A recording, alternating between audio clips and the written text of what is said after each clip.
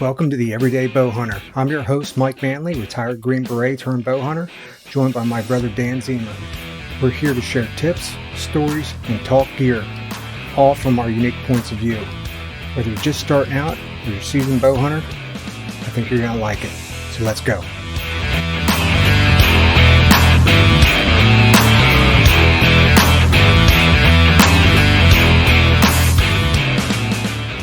All right, welcome to the podcast, episode 18. Dan, we're moving along. A lot's happened since the last podcast. We're kind of working on individual stuff here. Yeah. I'm getting a lot of products to review. Just posted a new video there today on YouTube. Yeah. So That was a good one. Finished my arrows that I've been talking about. So they're ready to rock. Looking forward to rocking the Victory VAP TKOs. Yeah. Yeah. I'm curious to see how they act compared to the new Sirius. I am too. Yeah. And I actually ordered broadheads. Okay. So I'm going to try the trifectas. Okay. Well, I'm throwing a dart. What the hell? yeah. I mean, What the hell? They get great reviews. I watched the videos on YouTube that the guy from N1 Outdoors did, and they were fantastic. So he was raving about how he had worked him on some hogs. yeah. I'm sticking with consistency. You know what I mean? Yep. Trying to take some things out of the equation. They shot great for me last year. I'm just sticking with it. Yeah. So, had some listener questions. Yeah. This last go around, we're going to head up on some of those. First one I had was off of Instagram, and I cannot remember your name, so I apologize. But it was in reference to, he asked, you talk about using a single pin sight. Why do you use a single pin sight versus, the multi-pin sight? Yeah. I'm glad you asked this question because me and him went down this path and I questioned him about it in the same way because I thought, and my logic of thinking had always been at least 3 pins. I don't want to have to move anything. A deer comes up. I know my 20, my 30, my 40. There's your pins right there. And it takes some of the human element out of it, the guesswork out of it. And then I started talking to you about the single pin and I use a methodology where, there's multiple reasons why I use a single pin. One is I have a tracking problem in my eyes. Yeah. So I want to alleviate all the distractions inside that sight and have a single item to look at. And when I have that single item to look at, I can concentrate better on my sight and I'm more accurate. And it's what I did all those years in the military, but it allows you, because I am I'm both eyes open shooter, so that it gives my peripheral vision a lot more latitude. And I feel like I can see better, when I'm shooting at a target or at a deer. So, but I use a bracketing methodology where you zero your single pin at 20 yards, right? And then I shoot it at 10 and I shoot it at 30 and even throw 15 in there to see what the deal is. And I look and see what the difference in inches are from the drop at 30 yards and the lift or the raise up in the elevation at the closer yardages. Because you do get that coming out high on your bow, comes out a little high initially. And then especially if you're close, you're going to get it hitting higher. Yeah. It's either going to hit same place or at 20 or it's going to be higher. right. And then I take that bracket. So now I have, I might have, 6 inches Okay. in difference. But if I aim in the middle of that 6 inches and then I say, okay, the deer's close, I automatically just push it up a little bit. Or drop down. I'm sorry. Yeah. Drop down. Yeah. We're good here. If it's 10 yards, I drop it down a little bit. If it's out, I raise it a little bit. Yeah. That allows me to get a variance of approximately 2 inches. So one pin is covering your 10, 20, and 30. Yes. And I don't have to adjust pins. I can do that. And I've been very successful with that. And then when I get in the tree, for example, I'll bust out the rangefinder and I will mark everything around me to know what those distances are. Okay, that's my 30-yard ring around me. This is where 30 yards is. This is where 20 yards is. This is where 10 yards is. So I have that and have the visual cues, markers for me to where they're at. And now that's what I do. I used to never even use a rangefinder. I use my pace count. I'd go out there, I'd pace to a tree, I'd use range estimation, and I was okay. Yeah. It's not a best practice. But that's what they make rangefinders for. But that's what that way you're not out. But I was being cheap. So I was being cheap. So for me, once I talked to you about it, I loved the idea of taking things out of my window so I could focus more on the target, within that window. And then I keep going back and forth on it still to this day, because I still didn't purchase the single pin sight. And I'm so damn comfortable with my 3-pin that, I'm going to have a hard time switching. I really think, and I don't want to struggle. So this season I'm keeping it the same. Well, it's muscle memory. Yeah. It goes with everything you're doing in your shot cycle. You want to have that muscle memory. Right. And that goes into the other question was, how much do you shoot your bow? Right. Yeah. So that question was, how often are you shooting your bow? Oh. And it's this time of the year in the off season. Not as much as we should be. No.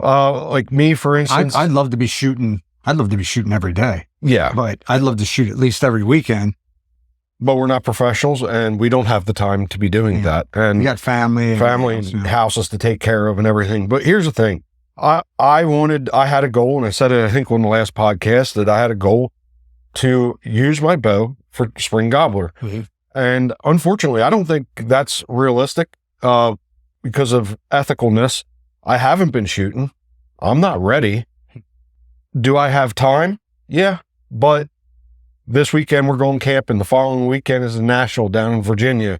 We're going to be away for 5-6 days for that. And, it's life. It just gets busy. I do plan on shooting this weekend. Now they got all my arrows squared away.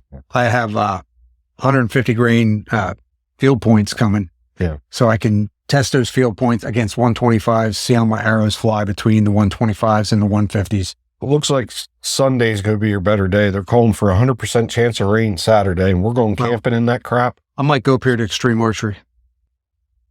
They have the indoor range. I don't know why I didn't think of that. So it's a nice place to have close by. Yeah. The bad thing is, so to your question, I would literally shoot almost every day. I doubt that I would actually shoot every day. Right. But I would shoot a lot more if I could shoot in my backyard. But now I can shoot in my backyard. Mike had an incident one day where an arrow went through his fence and into the neighbor's yard that has small children, and I was banned from shooting here since then. Yeah. Yeah. So I had one of those moments where you draw and you kind of have that jump forward deal, and the arrow went, and that was it. So that screwed me. I was actually shooting successfully in my yard for a while. Well, you have one of them vinyl fences too, like where I have a wooden fence, and there's a big mulberry tree right there. So I put my block right at the base of that tree. That helps. And from my porch at an elevated shot is exactly 20 yards. So but I can't shoot. I probably could shoot 30 if I shot across, but then I'm shooting towards somebody else's house and I'm not comfortable. I was sitting there, I had a perfect 20-yard setup. Yeah. Shooting 20 yards. Great. I just had that one misfire. It hosed me. Changes everything. It changes everything. But I hope to, in the next 3 years, be in a different house where I can go out there and do it every day. Right. So that's my goal. We will see. Yeah. But I mean, yeah, rightfully, months before the season, you should be shooting on a regular basis. I'd like to shoot you around, but like I said, I was actually thinking about, because I was listening to a podcast and a guy said he set up a 10-yard range in his basement. And he said, just had the backstop and everything against the wall. He had concrete wall, and he had a good thick foam target, and he was shooting inside the basement, just going muscle memory, not really worried about, Yeah, 10 yards gets so boring though. Yeah. He said just to get the exercise in. And, I get the concept of it. Because the whole thing is, and we talked about target panic in an earlier podcast. Right. And when it comes to target panic, part of that is not having your muscle memory. Yeah. Right. So if you shoot a lot and you shoot consistently, it's a lack of confidence. Right. Yeah. So you get thousands of shots downrange. You're now going to, when that animal comes in front of you you're still going to be nervous. It's not going to change. Yeah. Your heart rate's still going to get rolling. But the one thing that'll be consistent is that draw, the setting your anchor, all that stuff, your grip, because you have done it so much that it's not a thought. You don't have to think about it. I went through this in the military. I trained on the same weapon for years. They offered to, special ops went to the SCAR. I said, no, I'm deploying overseas. I'm taking my M4 again because I had so much muscle memory built up in that. I don't have to think about it. To this day, I can pick that gun up and I don't have to think about it. My safety and stuff on and off, and I don't even think about it. And that there with bow hunting is just as important as any other weapon that you fire and get used to is building the muscle memory and having that consistency in your shot cycle, your anchors and all that stuff that I talked about. So anyway, I think just to put a number on it, if you're coming into season, minimum 100 hours a week, minimum. Well, I was doing that last year. I was getting pretty good about it. Hell, at one day I shot 60 arrows. Yeah. I mean, that's just it right there. You can shoot 60 in a day. And so 100 is not very unrealistic, is where I'm getting. But if you're crunched for time every day, get out, shoot 20 hours, get out, shoot 20 hours, just to go through the motions and that consistency on a daily basis, And the more you make changes to your setup, the more you need to shoot. Absolutely. Because every time you're changing something, there's something changes everything. Draw weight's a big one. Oh yeah. You change your sights like I'm talking about. Well, I changed my sight this year because I couldn't get it. I had a single pin last year, but I have kind of a different setup this year. Because of the dovetail. Yeah. The dovetail setup in the Matthews lift. So I definitely got to get used to that whole thing. All right. So comes to my favorite question that was asked from a listener. And it was, what's our top 3 hunting memories that we have? And you want me to start off? Skip it. We'll go back and forth. Yeah. Okay. So my first one is kind of my holy grail. My grandfather just passed away. It was getting late in the season. And I went up to the farm, which is, for me, it was like spending time with him. Even though he wasn't there, he was there spiritually. So I go up and had some turkey out in the field, and next thing you know, it was just getting dark, and I look out and there's a doe, and following right behind was the biggest buck I've ever seen and shot. I could have shot straight up in the air that night. Regardless, that deer was dying. It was meant to be, but our family was kind of in turmoil at that time because of the death of our grandfather. So I shoot this deer. I called my dad to come up and help me because this thing went 200 pounds. He was massive body on him. And as he's walking up through the field, I hear this voice, and he's with my grandmother, and they're holding hands. I shine a light down at him, and it was just a moment. It was meant to be. And then later on, we get across over to the farmhouse, and the entire family showed up, and it had been the first time that the family was together again since he had passed. And it was pure magic to have everybody smiling, hugging, and hunting really brings people together. Now, I could get a little choked up about it. It was the most special moment I've ever had. And it was so multi-purpose because it brought the family together that one last time. Not last time, but for a magical moment. It was truly special. It was a truly special night. So now, for me, I guess number one would be when I had both my boys. Now, I took each one of my boys out different times. I have a great memory, with both boys individually, but we went out and we do in the end of season drives that we do. Right. We have one that we call Swamp Donkey, and both my boys are lined up, ready to shoot at this where we always expect these deer to come out of this thick swamp area, and sure enough, boom! Here comes a doe. Both boys shoot. And then the arguing commenced about who killed the deer. They both shot at the same time. Yeah. Yeah. They both shot. And Tyler shot 300 Win Mag. He had 300 Win Mag. Yeah. And, cause he wanted to shoot it. Yeah. And then Trevor had the 243. And anyway, in the end, I said, you know what? It's Boaster deer. Right? Yeah. There's one hole in it. So, and it was the smaller of the holes. So you know who. I think so. Anyway, we're not going to say it was Trevor's, but probably. Oh, I love it. But, that was just having both my boys out there, they're young, Trevor was just really old, just barely old enough to hunt. I think he was 13 at the time. Yeah. And that was, actually, I think he was 14 then, because he had an even better story when he was 13. That was kind of hilarious. Yeah.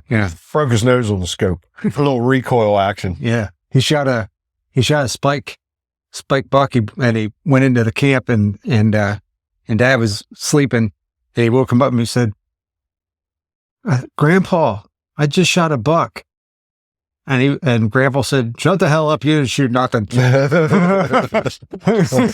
the broken nose to prove it. So yeah. So he got scoped by 35 Marla lever action. And I told him, I said, "Put your mittens on." He had mittens on. So it was really cold that morning, and they slid when the gun shot. And Dad messed up on that one. He never wanted to shoot that gun. I got the gun and shot that buck that we were just talking about. For me, that's what I shot it with. But, yeah. 35 lever action, Marlin. Yeah. Yeah. But I think you said to him, hey, Dad, I think you might need to go out here and see if he has a deer." Yeah, I did. Oh. And he came out and he was like, "Oh my God, you do have a deer." Yeah. But that was an exciting day. We actually just walked out, sat down about 200 yards from camp, sat down, and 7:30 in the morning, just had gotten light and everything. And here comes a spike buck walked right towards us. And, when it was broadside, Trevor wouldn't shoot. He didn't shoot till it was facing right directly at us. And he shot when the deer put his head down, and it spined him. And he had his intestines hanging out his back. Oh. Which was horrible. But anyway, we got the deer. Yeah. He didn't go far. Whoa. That's another story. But anyway, that's a memorable hunting story right there. Yeah. The good ones are with your kids. Yeah. Yeah. We got the gut and drag or gut and run, that too. That is awesome, but that's just, we won't tell that one. So my number 2 would be, it was Spring Gobbler, 2010, I believe. Me, my dad, our dad, and our buddy Jevin. So we go out, and it was actually getting light, and we felt like we were a little late. And we scurried, got set up quick, and I start calling, and I had a gobbler answering. And this thing was on a rope. I mean, it was coming right into me. I'd call, he'd answer, and it would be half the distance. I'd call, he'd answer, it would be half the distance. I'm sitting there now, I got the shotgun up, I'm ready, and boom! I mean, it scared the crap out of me.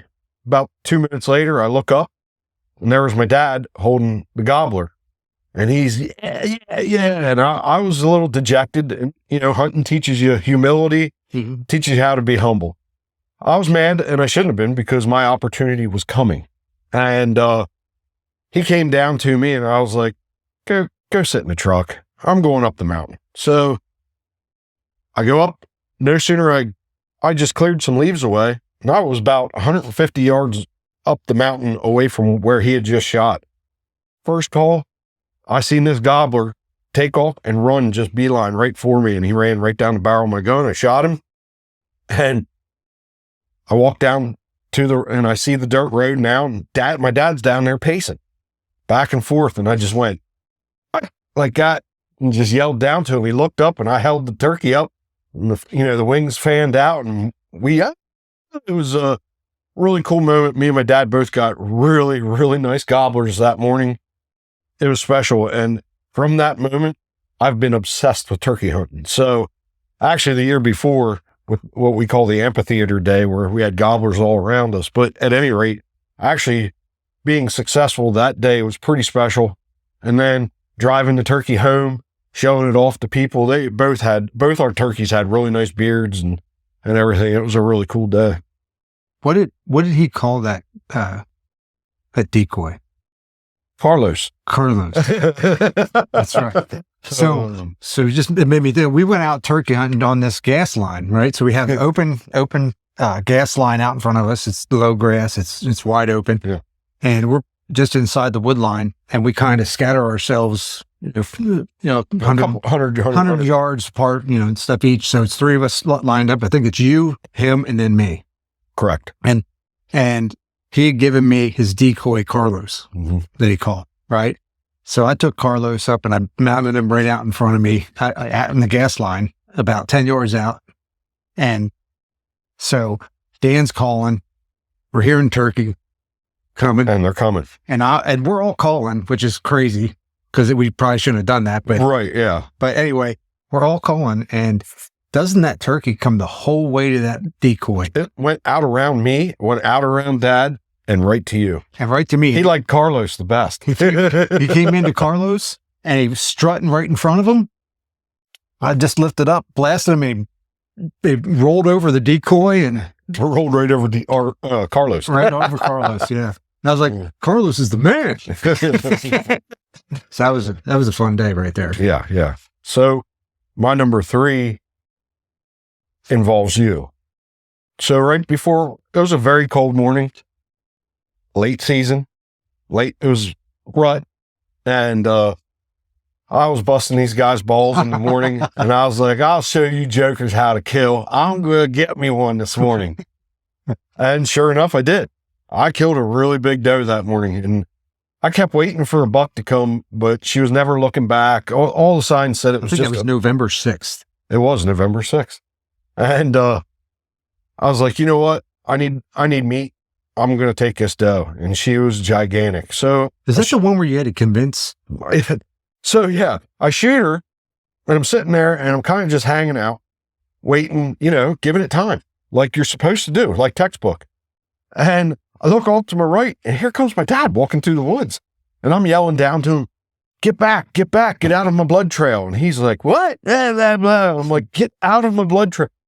Shoot a deer. You're lying to me. And I'm like, I'm telling you, I shot a deer. Will you please walk in a different path? He didn't. He just kept walking. Now he walked down and was down in the woods somewhere. And I walk up, see with the blood, follow the blood. There's the doe laying. I'm like, hey, Dad, the doe's up here dead. No, she ain't. I'm like, okay, well, I'm standing right next to a dead deer. And it was the deer I shot. He came up, he couldn't believe it. So he felt bad. So he gutted the deer for me. Well, you left out one important part about that morning. It was freaking bitter cold. It was cold as hell. When he got to me, I was shaking because I was so cold. It had nothing to do with shooting a deer. I'd shot my fair share of deer at that point. I was that cold. I actually couldn't wait to get my hands on this deer and start dragging her to get the cold off me. So fast forward, we get the deer, get it on the cart, the hitch cart, yeah, and on the back of the vehicle. And we're heading back to camp, and it's a long driveway that goes up to our camp. And I look up, and I could see Mike and our buddy Jevin standing on the front porch. So I start, peacocking a little bit, yelling out the window, I told you I'd show you, son of a bitch, how to kill. I told you, blah, blah. We get up and round the bend, and there Mike had a racker with smoke, and I felt this big. But it was the coolest day. Me and him killed, it had to be minutes apart from each other. Never knew it happened until we convened there in the afternoon. It was a really one of my more favorite days. And it seemed like there for a while, me and you were tandem killing on the same day. We started a trend of it there. What happened? Not last 2 or 3 times it happened. Not this past year's season, but the year before. Right. Yeah. So it was a really cool moment between me and him, a little brother action going on. We had a lot of fun with that. And then like Dad and our buddy Jevin went out hunting later that evening. Me and him decided drive in town, go get a bottle of whiskey. Let's celebrate. Let's have a good time. So me and him started drinking whiskey, started cutting all the stuff off the head so he could Euro mount it. Yeah. Ended up putting the eyeballs in shot glasses and doing eyeball shots. Which, it was kind of disgusting, but we did it anyway. Hey, everybody celebrates in their own way. We got a little wild that time, but you know what? It had been a long season. When you start drinking whiskey at 3 p.m, things happen. And when you kill a racker, you got a party. Yeah. It was a hell of a nice buck, man. Yeah. So that deer, I only hunted in that spot because that was, like you said, getting in the rut. Yeah. Jevin had come back that evening before and I was dejected, not seeing anything. Right. And then, anyway, Jevin comes up. He said, "Man, I thought I saw bucks chasing doe out in the fields down the road here." And I'm thinking to myself, well, if that's the case, that spot that I hunted is going to be prime. It's going to be the spot. It's So a corridor. I went there, and with it being as cold as it was, all I heard, the crunching of the leaves, I just heard coming at me. It came right underneath me. And because I thought he was going to take off, but he stopped, put his nose. I had some trails in 307 on a log that went across the trail. And he put his nose right to it, stopped, and I shot him down through the back. Yeah. And that arrow went down and hit him in the heart and everything. He ran 25 yards, maybe, sat there, blew out a massive blood. The blood was like 10 yards for the shower that he blew out his mouth was incredible. Dropped dead. And then to make matters worse, I decided to take my tree stand and stuff across the stream. This was on the other side of the stream. I take it over there, and I go back and I start gutting the deer. I left my bow on the other side too. And I have 2 doe come within 30 yards of me, sit there and watch me gut that deer. Which is crazy. Which is crazy. Yeah. They're like, "Hey, is he still active?" I'm still hot. Oh man. They got Fred. I'll tell you what, it was a hell of a nice buck. And we had a good time with that day. Yeah. I mean, the doe I got was, I think, biggest doe I ever shot. Doe. She was massive. And then doe. You got a hell of a nice buck, and we had every reason to party that day because we had a lot of work cut out ahead of us there. We had to skin and quarter my deer. We had to skin and quarter your deer. It was, by the time you do all, we both had to drag our deer to get them back to camp and all that stuff. We're smoked. It was a good day. And that's the one thing we do is we do skin and quarter the deer at camp. Yeah, we get them out of the hide right away. We don't just take them to a butcher shop or something like that. No, we butcher our own deer. We butcher our own and do that. So, well, you get to do what you want to do with it. Now we have a local butcher shop. A little shout out to King's Custom Butchering. You have to take deboned meat to them, and they do all the processing stuff. Your bolognas and the hot dogs and this and that, Sticks. and they do an outstanding job. And so we do what we want to with our meat, and then we'll take them some deboned stuff and get some stuff made. Actually, this table here I take out in the garage, and I do all my Cuban up on this. Yep. It's bag it up. So you were saying that you had a story from this weekend. I do. Now, this is my first time hearing it, so I'm with you. So this on Sunday, my wife was taking her niece to do some pottery stuff, and of course that didn't sound very exciting to me. So I said, "I'm going out. I'm going to do some video." Right. Mm-hmm. So I have a bunch of video reviews of what I do with some of my saddle hunting stuff and everything. And so I was going to do it at Rocky Ridge Park up here. Like opened up, it was packed. And it was like, there's no way I can do video up here. Yeah. So I looked and I saw state game lands up by Pinchot Park. Yep. Which was from where I was at, it was like 25 minutes. So I go over my first time ever up there. I pulled in one parking lot. I said, that's too close to the road. I went across, I was here checking onX. I was using onX to see property lines and all that. Went down and it was like, wow, this area is pretty neat. But I said, I don't want to be, I didn't see anybody. That's really, really close to our club, the Pointer Setter Club. Yeah, really. Yeah. So it's just north of Pinchot Park. Dude, that's our club. You get in that Wellsville or make a left. That's where our club is. Oh, wow. Yeah, so right down the road from it. The state game lands are up above that. There's like a little shooting range and everything? Shooting range is above where I was at. Okay, all right. They were shooting like crazy. They must have 8 hours up there. And then there was a little lake there. Yep. So I go on the left side of the road as you're heading north. Mm-hmm. And anyway, I'm in this state game land, and I said, I'm going to go to an obscure spot. So I'm not bothering anybody. It comes into one of these parking areas. I'm going to park right alongside the wood line, go in, and I found a gate, where there was a little bit of a trail. It wasn't a vehicle trail. It was just like a regular walking trail. Yeah. And there wasn't a hiking trail, but it was one you could see people used to go in and hunt. Okay. So anywho, I go in there, I'm doing a bunch of video, and so I say, I'm doing some video where I had one of these microphones on, and I get up in the tree. I got my saddle on, and I'm talking through pros and cons of the Cruiser XC saddle that I use this season. Okay.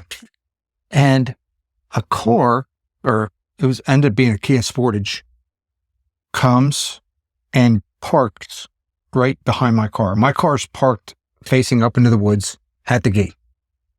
This car stops in the middle of the road right behind my vehicle. And I'm like, are you telling me that I'm in a spot somebody always scouts and this is the spot that they would have come up and scout? I'm like, Jesus, I'm gonna have to freaking move, Maybe I just call it a day, whatever. But then there's 3 people. I can't tell at the time. I'm probably 100, maybe a little bit more than 100 yards from the road. And I'm still sitting in my saddle in the tree. And I'm watching. I like finished the video thing and I'm like, these people are still here. They're still just standing there in the road. What the heck is going on? And I can see dogs running up and down the road. I'm like, what are these people doing? They're not going in the woods. Maybe they're deciding to go somewhere else because of my car being there. Right? But they're taking forever to do it. So this is like 20 minutes go by. And they're still down there discussing whatever. I'm like, oh, come on, man. It just made me feel uneasy. And I'm like, my car's there. What's going on? You don't just park behind somebody's car like that in the middle of the road. They didn't park to the side of them. They're sitting in the middle of the road.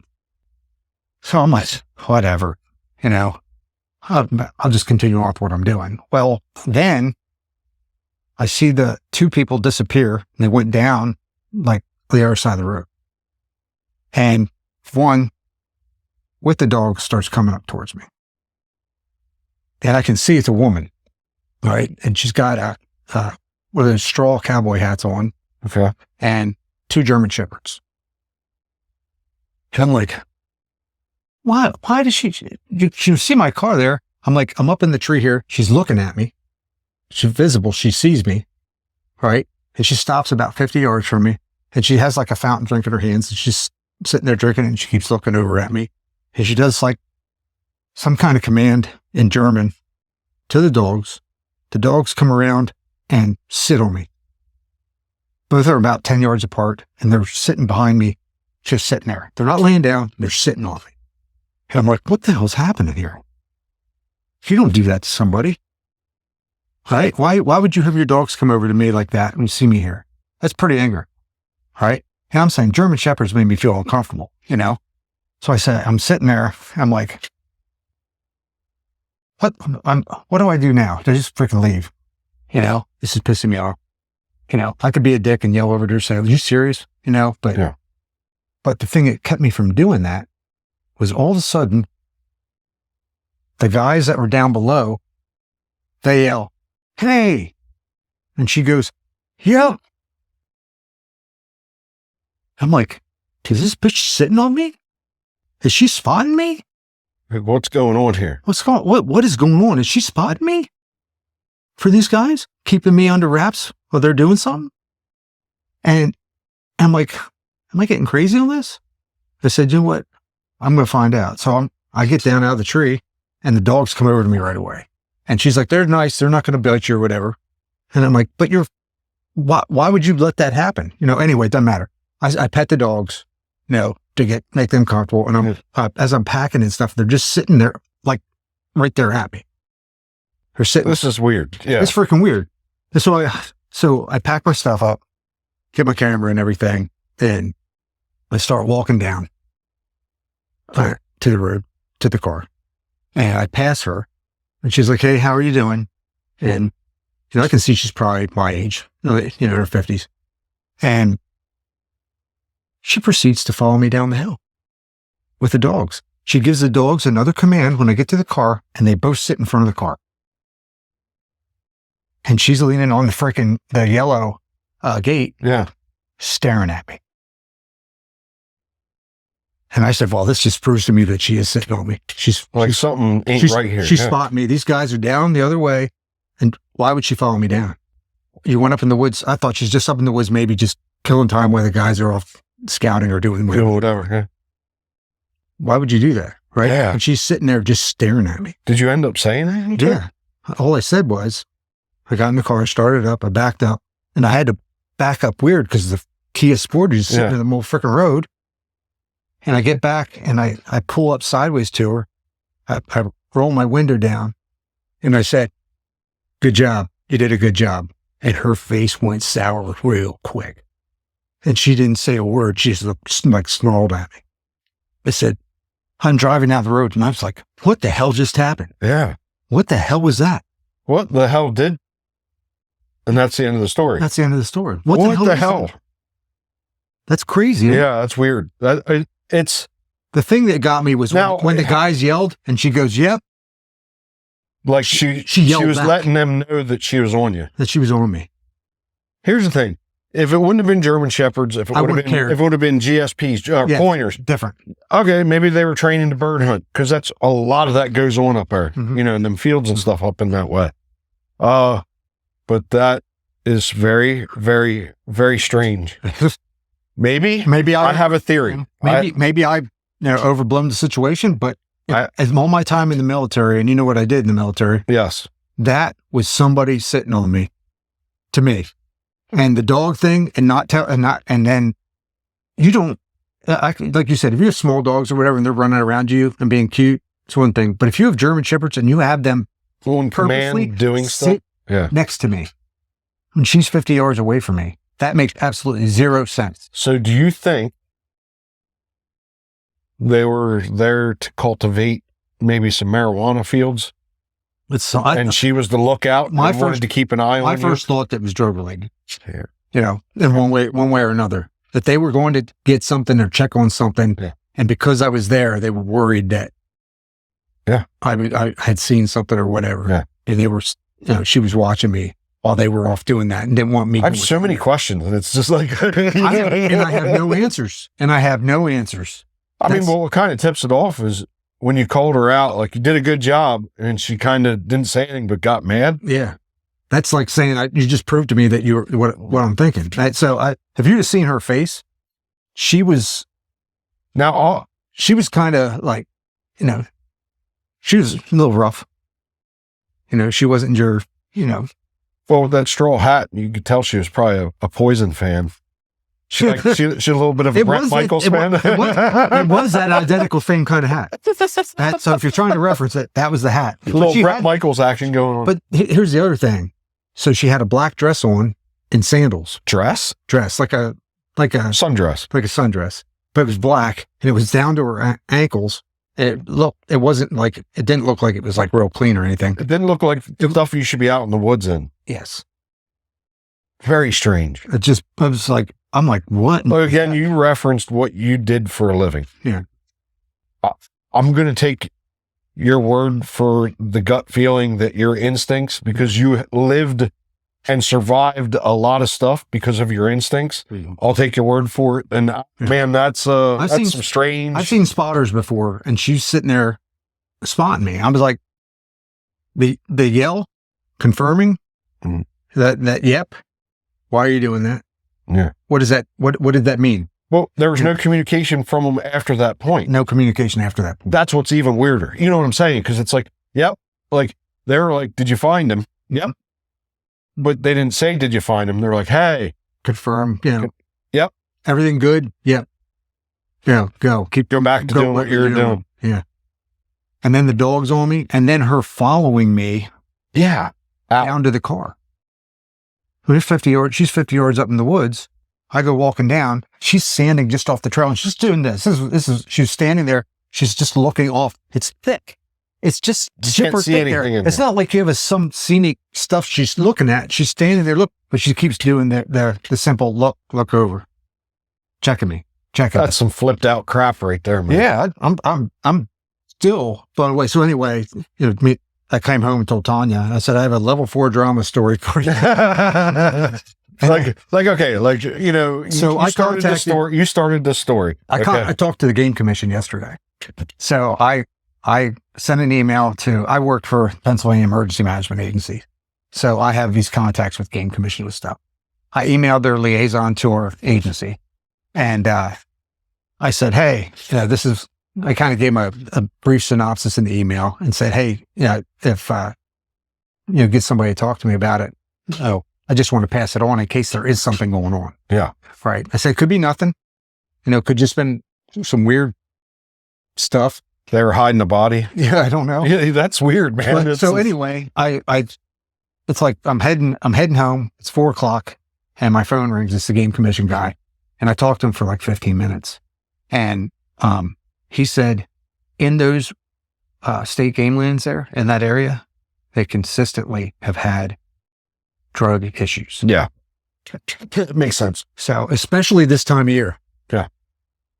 Well, this is the time that you want to start getting things growing. So they're up there getting their soil right, putting their little seeds in, whatever. You know what I mean? It's that time of the year. So who knows what it was, but that was streaky.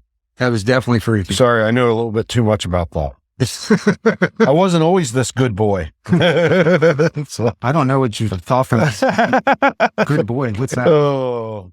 So, man, okay. So I'm not gonna lie. When you first started the story, I was like, oh, he's a little paranoid, a little PTSD. But by the time you got to the end of the story, I was like, yeah, man, that's a little bizarre. That's a little weird. And you had every right to feel very uncomfortable. Yeah, that's bizarre. That's weird behavior. It's definitely weird behavior. Yeah. So, yeah. So that there, ladies and gentlemen, is why I said from now on, I will always have my pistol with me. Because I would have treated the situation differently if I had that level of confidence and protection. Yeah. Because I can use it pretty well. And there is that. I just was, dogs are the thing that bothered me. When you're talking about German Shepherds sitting on you, that there immediately got my attention. And I've seen, the dogs like that can take you down in a second. Yeah. Yeah. So German Shepherds, Belgian Malinois. Yeah. German Shepherds, I'm not so, I don't know. I've been around a lot of them and they're kind of big pusses, to be honest with you. Now, I've been around. Trained ones are pretty vicious. I've dealt with military working dogs. Yeah, they can go from friendly licking your face to putting somebody down just with a command. You probably dealt with the Malinois, the Belgian Malinois. Yeah, because they're like the freakiest athletes on this planet. Those things are crazy. They climb walls. You're the dog guy. I can't pick. To me, it's still just a German Shepherd. Yeah, German Shepherd. Okay, well, I can get into details, but German Shepherds, they can be badass. That's what they were bred for. They're security dogs. You know what I mean? They're bred for protection. Like, that's their job. A Belgian Malinois is a slender version of it. Mm-hmm. Looks like it from a distance, but they're like a lot smaller, slender, and they are the most vicious thing on the planet. Like, I kind of said to my wife at one point, I'd love to have one. And she's like, you're a psychopath. That ain't happening. We will never own one. You have to be a professional to be able to deal with them.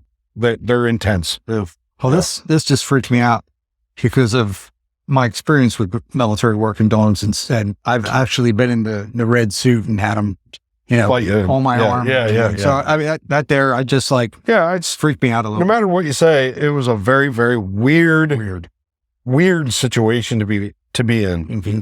And welcome to public land, Pennsylvania. Yeah. Land of the weird. So, and we are in 2024 and it's getting weird around here. And what really ticked me off about that? I did a video segment on 5 tips for beginner saddle hunters. Right.